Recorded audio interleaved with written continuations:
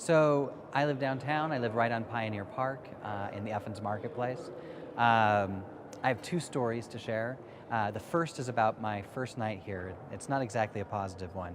So my first night, I moved into Effens Marketplace, and I'm walking all around downtown, and I circle back around, and I'm coming down Broadway back to my place, and this gentleman, he's hunched over, and he's in a shambles, and he's wearing some old clothes, and he approaches me, and he has this, and he says to me, he's like, give me money.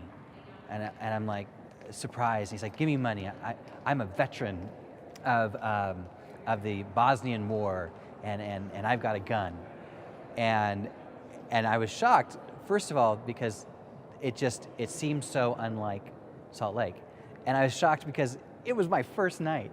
And I tell him, I said, well, fine, then pull out your gun, because my home's right there, and I need to get home, and you're in my way. And I walk around him, and I go home. And that was my first night in Salt Lake City. And the wonderful thing about that story is that it only happened that first night. It's never happened to me again, but it forever cemented in my mind the worlds that collide downtown. The second story, though, precedes that. The second story, I lived in Provo. I was going to BYU, and I would come to Salt Lake City every weekend to decompress. It was my pilgrimage.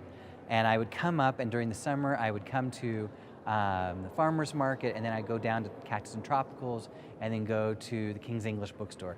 It was the same cycle every day, and to Carlucci's Bakery.